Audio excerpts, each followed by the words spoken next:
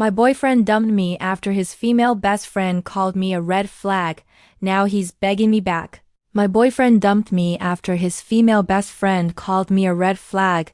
Now he's begging me back, but my gift made him cry in regret. I, a 23-year-old female, had been in a relationship with my boyfriend, Michael, a 24-year-old male, for almost 8 months now. Michael has never had a steady girlfriend for this long before. Most of his exes have been flings that never lasted more than 3 or 4 months. So, of course, I like to think that this relationship is special for him. However, a few days ago, I realized that this might not be the case. Michael's best friend, Melissa, a 24-year-old female, has been his neighbor for over 14 years now. They met when they were 10 years old and have been best friends ever since. They went to the same school, the same college, and even work at the same place now. So, when I say best friend, I really mean best friend. Michael doesn't do a single thing without consulting Melissa first. Even his decision to date me wasn't just his own. He told me later that every girl he'd ever dated had to be Melissa approved first, and if she wanted him to break up, he would have to break up. I guess this was also part of the reason things never seemed to work out with his exes. He only told me about this 4 months into the relationship because he felt it was about time. By then, I was already in deep with him, so I decided to stay. Yes, I know, bad decision. Had I known about his weird dependence on Melissa, I would have never said yes to even a first date. As for my relationship with Melissa, it's nothing too bad, or rather, it was right up until a few days ago. Melissa and I have met a fair few times, and we've always been civil to each other. I used to get this feeling that she was always trying to show me really subtly that Michael would always be hers first whenever it was the three of us. Even though it did make me feel kind of awkward, I never said anything about it. She'd always make me feel really excluded, and I never feel truly comfortable around her. I'd tried my best to be friends with her initially, but my efforts were in vain because she'd already made up her mind and was against it, I guess. To make matters worse for myself and for her, I decided to turn it into a competition with her as well, so she definitely wasn't going to take that lying down. Coming to the incident that happened a few days back, around 5 days ago, I felt really sick. Since I live away from home for work, I didn't really have anyone to take care of me. My roommate was on a trip, so I was really just all by myself. I usually wouldn't rely on a guy, but this time I chose to call my boyfriend and ask him to come to my place and help me out. He was a little hesitant at first, and I thought it was because he didn't want to catch whatever I had.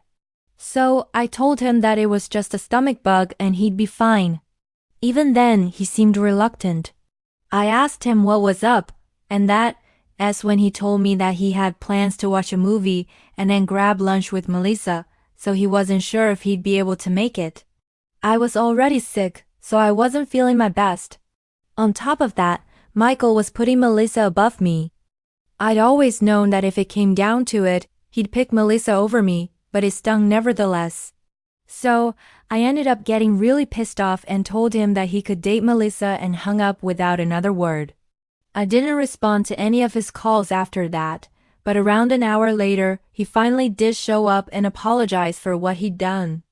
I felt better when he came by because if he hadn't, I really would have broken up with him. He told me that he'd canceled his plans with Melissa and had even brought me homemade soup, so I felt really good about him that day. We spent the day together, and by the time he left at night, I felt considerably better. But I didn't realize that my actions would have consequences. The very next day, Michael ghosted me the whole day, no calls, no texts. I was a little panicked because I'd really thought that something bad had happened to him. So, I kept trying to get through to him throughout the day but had no luck. At around midnight, he finally called me back, and he sounded very different from how he usually talks. He sounded serious and even kind of upset. After asking me if I was feeling better, he told me that I might want to sit down for this. Then he proceeded to break up with me. Initially, I thought it was just a prank, but then he continued to speak and even told me that it was hard for him to come to this conclusion. But he finally realized that my behavior was nothing but a bunch of red flags and he couldn't be with me anymore. I was really confused because, as far as I was concerned, I hadn't ever said or done anything to him that would count as a red flag, at least not consciously. I'd always tried to be a good person and a good girlfriend, so this was really a huge shock to me. I didn't even know what to say to that. So I just stayed quiet while he told me that he couldn't be with me anymore and then hung up. I was so taken aback by the suddenness of this that I couldn't even process what had happened for a good few minutes. Just the day before, we'd had such a good time together, and now he was telling me that he wanted to break up because I had red flags. None of it made sense to me, and I ended up crying myself to sleep because I couldn't even call him or text him for answers. After breaking up with me, he'd immediately blocked me everywhere, so there was literally no way for me to get closure or even answers. He didn't even have the decency to break up with me in person, even though we'd been together for a while now, and neither did he give me a proper explanation for what he did. I was really torn up about this for the next couple of days and was distracted everywhere, at work and even while doing chores. I just couldn't bring myself to accept that we were done just like that and kept replaying our last few interactions in my head to try and understand what exactly had made him say that I had a bunch of red flags, but I drew a blank every time. The Melissa factor hadn't even occurred to me since I hadn't seen her for a few weeks, and I'd sort of forgotten about how she controlled Michael's life. Anyway, last night I finally received a call from Michael, and I was sort of taken aback since I wasn't expecting it. I'd just begun to process my breakup, so this was really soon for me. I answered the call, and as soon as I did, he started apologizing to me, and didn't even give me a chance to say anything at first. He sounded his Michael, so I didn't interrupt him either, and let him get it all out of his system. He told me that the other day, he didn't even want to break up with me, and it was actually Melissa who'd made him do it. He told me that she didn't like the fact that I'd made him cancel plans with her and had convinced him that it was a red flag.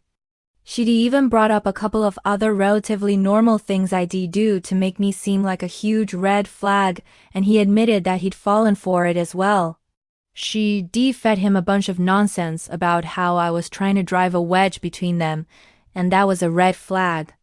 Even the little things I do, like cooking my favorite meals and buying clothes for him that I think would look good on him, were just tactics to change him and control his life, according to her. I couldn't believe that anyone would fall for such stupid crap and even break up over it, but I guess my boyfriend was an idiot.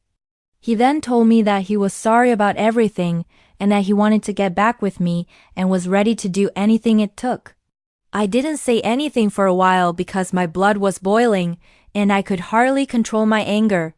All this while, I'd been thinking that the breakup was my fault and was blaming myself, whereas in reality, it was all this wretched Melissa's fault, and she'd been completely fine.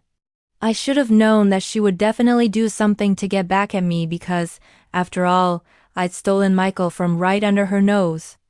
The day I was sick, his choosing to take care of me and canceling plans with her meant that I was competition now, and she couldn't have that, which is why she had to make sure she broke us up. It all finally added up now. Michael kept pleading with me on the call to take him back, and even had the audacity to mention that Melissa wouldn't be a problem for us, since he'd keep our relationship a secret from her now. I was appalled that even now, after all that had happened, he had the audacity to talk about Melissa. I didn't understand how he could be so blind to the way that woman was controlling his life, but honestly that was his problem. Had he broken up with me for literally any other reason, I might have even considered taking him back, but I just couldn't accept the fact that he dumped me over something Melissa had said without even bothering to think about the situation for himself. Clearly, this guy was an idiot, and whether or not he kept our relationship private, Melissa would still keep controlling him, and he'd keep doing whatever she says like a puppet. To be honest, the fact that even now he wasn't willing to admit that Melissa might not have his best interest at heart and was even okay with hiding our relationship for the sake of their friendship was a huge red flag for me. So, I had no intention of getting back with him anyway. I'd already made up my mind about that the very second he told me about what his real reason for the breakup had been. I cried enough over this guy and he didn't deserve it, honestly. But I also couldn't just let things go without at least trying to put Melissa in her place, which is why I did something really petty and manipulative. Even though I'm not particularly proud of it, I do think it was necessary. I told my boyfriend last night that I'd only get back with him on one condition. He'd have to tell Melissa about his decision first and tell her off for controlling his life. He would have to confront her and tell her that she was not his boss and that's why he was getting back with me. Only if he did that would I get back with him, because if Melissa humiliated me, then I'd most definitely be repaying her the favor. When I told Michael what I wanted him to do, he was shocked and tried to get me to change my mind since this was extreme and unnecessary in his opinion. He tried his best to convince me not to make him do this, but I was hellbent. I told him that only if he texted her what I asked him to would I get back with him, or else he could just say goodbye to me and stay broken up. He argued for a few more minutes, but then eventually he did send her those texts and even sent me a screenshot of it. As soon as he did, I hung up and blocked him immediately after. I know it was petty and mean, but I couldn't help it. I've been very upset for these past few days over our breakup, so this was the least that I could do. Am I the asshole for making Michael send Melissa those texts, especially when I had no intention of getting back with him in the first place? So, it's been 2 days since I last spoke to Michael, and he hasn't been able to contact me ever since. Melissa can't get through to me either because, of course, I blocked her as well. I've been feeling kind of guilty about what I'd made Michael do, but then I went through the responses here, and I guess I don't really have any reason to feel that bad about what I did. Michael did have a choice, and he chose to send Melissa those texts because he wanted to be with me and not her. It's not like I forced him at gunpoint or whatever. He did what he wanted to do. Yes, lying to him about getting back together was wrong, I'll admit that, but I don't think what I did was as bad as what had happened to me.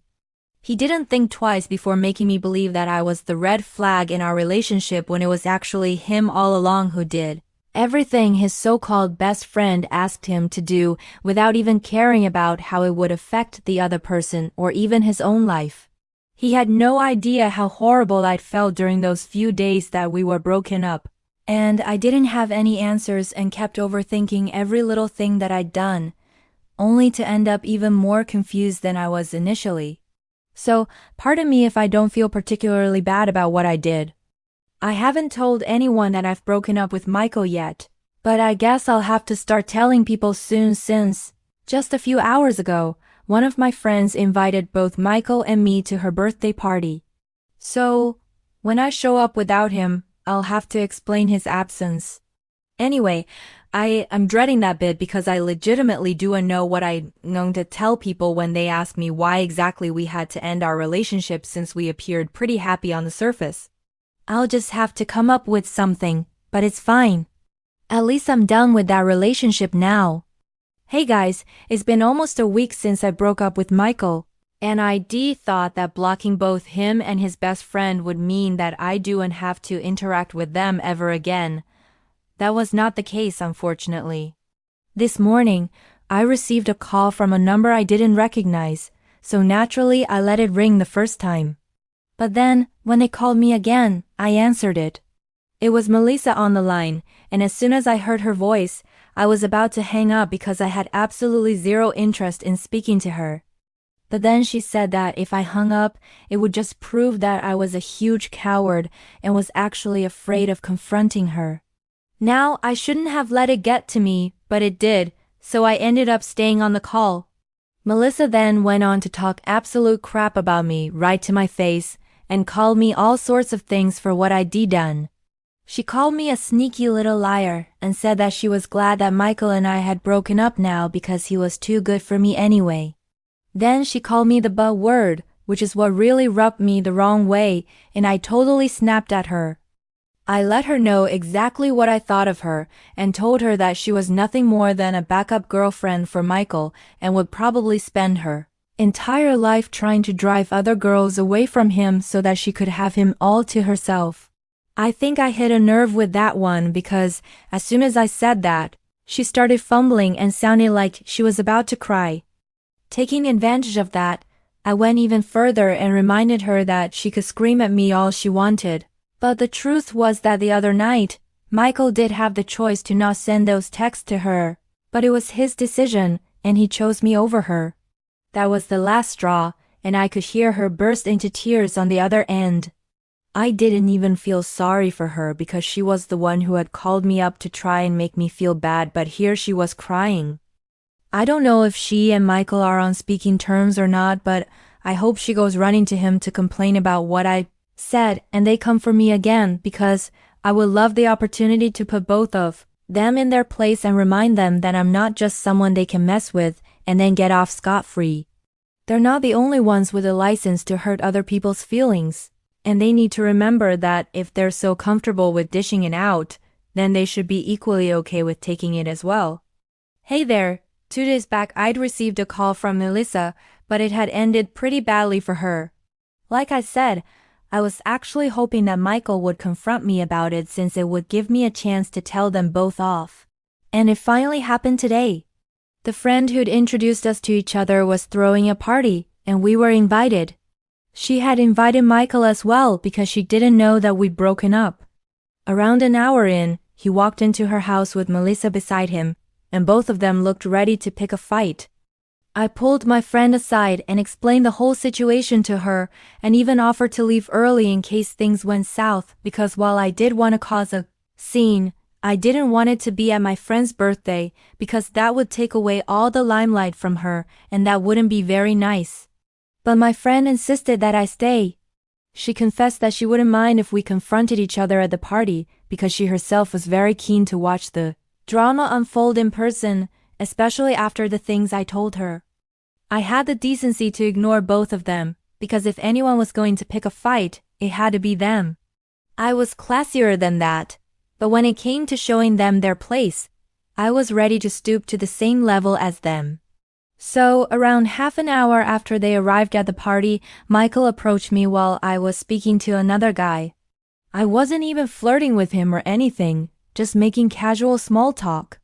I guess he just wanted an excuse to put me down though, so he came up to me and made a remark about how I seemed to have already moved on from him as loudly as he could. He then went on to accuse me of being a cheater and a phony in front of everyone while they all stared at us. Melissa stood right behind him with this nasty smirk on her face, and I swear I wanted to slap that horrible smile off her face but kept my urge under control somehow. Michael continued to talk crap right to my face, and even brought up the phone call a few days ago and said that I'd been wrong about Melissa being the backup because it was actually me since I wasn't even worth dating anyway. I ended up laughing in his face when he said that because if I remember correctly, it was he who had come crawling back to me just a few days after dumping me because of what Melissa had told him. He'd had his turn to talk, now it was my turn to expose him and his dear best friend for what they truly were. I told him that both he and Melissa were way below my league and that he should have considered himself lucky that he somehow managed to convince me to date him in the first place because as far as I was concerned, he was a spineless puppet that Melissa controlled and no other woman would ever want him. At least I've been willing to give him a chance, but he blew that as well. On top of that, his so-called best friend was the one who was sad and insecure enough to try and break us up just because he spent a day with me when I was sick, and she'd even used a new phone number just to speak to me. That's how important I was to her. Honestly, her actions were of insecurity and just revealed how pathetic she actually was. The air was thick with tension that night, and it was clear to everyone that Melissa and Michael were a match made in some chaotic corner of the universe. Honestly, I found myself secretly hoping they'd end up together, not out of kindness, but because I couldn't imagine anyone else enduring their particular brand of drama. They were two peas in a pod, each feeding off the other's need for attention and conflict. As the party ground to a screeching halt, all eyes were fixed on our little spectacle. The room, once buzzing with laughter and music, had fallen into an eerie silence, as if everyone was holding their breath, waiting for the next act in this impromptu drama. Michael stood there, his face a mask of frustration, glaring daggers at me but utterly speechless. He had no retort, no clever comeback to salvage his pride. Melissa, on the other hand, wasn't one to let silence win. Lacking any substantial argument, she resorted to a barrage of expletives, her voice shrill and cutting as she invaded my personal space. She leaned in so close I could feel the heat of her breath, her eyes wild with provocation. It was obvious she was itching for me to lose my composure, to give her the slightest excuse to escalate things physically. She wanted a reaction, a reason to lash out, but I wasn't about to give her the satisfaction. I stood my ground, calm and collected, refusing to stoop to her level. Touching her? Not a chance, that was a line I wouldn't cross. Melissa's meltdown reached a crescendo, her words becoming a jumbled mess of anger and desperation. It was then that Michael, perhaps realizing the night was a lost cause, decided it was time to make their exit. They'd already humiliated themselves enough, and staying would only deepen the embarrassment. Their attempt to turn the tables on me, to make me the fool, had spectacularly backfired, leaving them as the ones slinking away in defeat. Michael practically had to wrestle Melissa out of the room. She was still screaming, refusing to accept that she'd been bested. Her heels dragged across the floor as she clung to her defiance, but Michael's firm grip ensured their departure. The door closed behind them, and the weight of their presence lifted like a storm cloud passing. As the party slowly came back to life, my friend sidled up to me, her eyes sparkling with admiration. "That was absolutely badass," she said, a grin spreading across her face. The tension dissolved into laughter, and soon the whole group was chuckling over the absurdity of it all. The night took a turn for the better after that. We dove back into the festivities, the music cranking up, drinks flowing freely, and the aroma of a fabulous dinner filling the air. Plates were piled high with delicious food, and the clink of glasses echoed through the room as we toasted to resilience and good company. For me, the evening was more than just a good time, it was closure. I faced their nonsense head on and come out stronger, and that felt like a victory worth celebrating.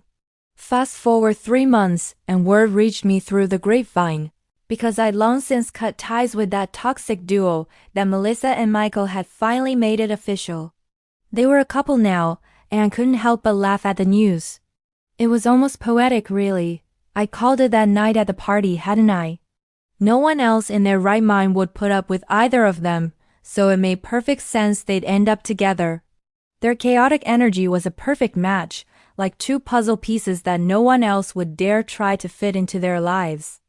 I heard the news from a friend of a friend, a casual mention that brought a smirk to my face. It was validation in a way that my instincts had been spot on. Meanwhile, my own life was taking a brighter turn. I'd started seeing someone new, a guy who seemed to check all the right boxes. He was kind, funny, and refreshingly drama-free, or so I hoped. We were still in the early stages, but there was a spark there, a promise of something good. I found myself daydreaming about where this could go, picturing cozy dates and shared laughter. But, if I'm being honest, there's a small part of me that's cautious. I've learned my lesson from the likes of Melissa and Michael, and I'm keeping my eyes peeled for any red flags like, say, a psycho best friend lurking in the shadows. For now, though, I'm optimistic and I'm letting myself enjoy the moment.